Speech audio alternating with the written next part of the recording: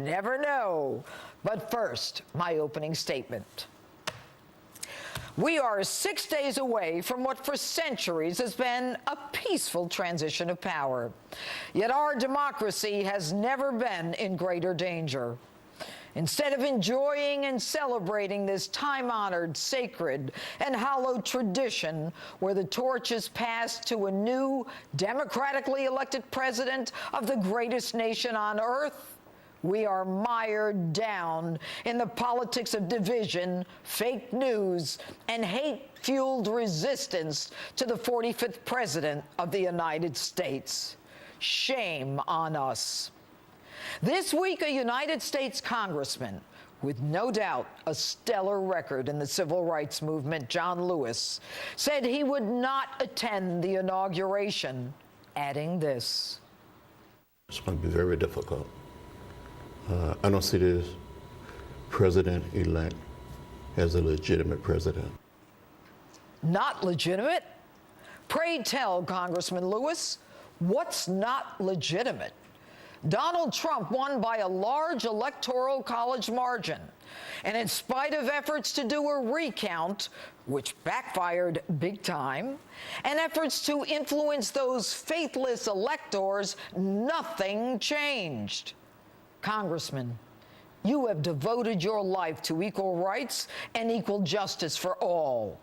You have been rewarded with a seat in America's most exalted House of Representatives.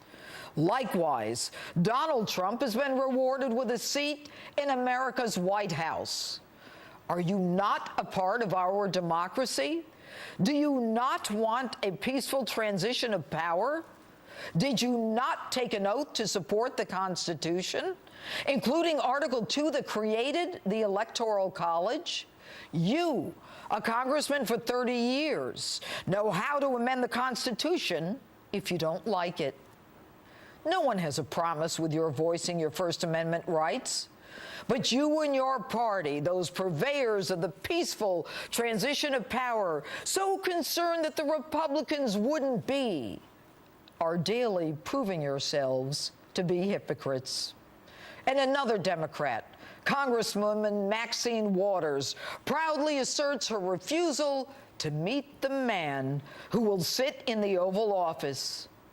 Where's equal rights and inclusion? Where's doing your job for the people who elected you? And as for those liberal Hollywood leftists in need of a lobotomy, like Rosie O'Donnell, they are straight-up communists. Rosie supports imposing martial law, delaying the inauguration until Trump is cleared of all charges. Rosie, I know you. I don't have a problem with you. But martial law? Are you nuts? Do you even know what martial law is? It's when the military takes over when we're invaded and we're at war. And by the way, Trump isn't charged with anything. And for him to be cleared, there'd have to be a trial. Ain't no trials happening, Rosie, during martial law. And on a personal level, Rosie, you would hate it. There would be curfews and checkpoints. There'd be tanks in the streets. And no, you couldn't call an Uber tank for a quick latte at your local Starbucks. Your tweet is stupid. Since when does the left want the military to take over? And a little primer, Rosie. When they do, people like you, who call for the overthrow of the president, meet a firing squad. And it ain't a happy ending. And while we're at it, Rosie, what you said about Barron Trump, a 10-year-old kid who amazingly was still standing at 3 a.m. when his father won the presidency, was as classless and rude as it gets. And to then claim he's not off limits, and you call Trump mentally unstable?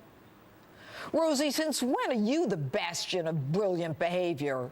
Why don't you put on your big girl pants and come to grips with the fact that Donald Trump is your next president, and you're either with America or against America? If you don't like him, campaign harder next time. And let this be a wake-up call to you and your Hollywood friends that you don't speak for America. And by the way, isn't Hollywood supposed to be inclusive and accepting of the views of people who don't look or talk or act like them? And newsflash, and this isn't fake news, the people in Middle America, some of whom ride a tractor for a living, wear the same boots every day, wear a badge, go overseas, not knowing if they'll come home, are sick and tired of your nonsense. You know, the silent and forgotten men and women of America who rose up against you bozos and your candidate. It's about time you accepted them and respected them for their hard work, sacrifice, and yes, even their investment in your movies, TV shows, and records. From the liberal D.C. politicians to the liberals in Hollywood, my message, actually America's message, is the same. You lost, we won. Swallow your pride, get in line, stop thinking you're so damn important that the world has to stop and listen to your revolutionary nonsense. Your candidate just didn't cut the mustard. Donald J. Trump is the president for the next 4 years. Deal with it. And that's my open.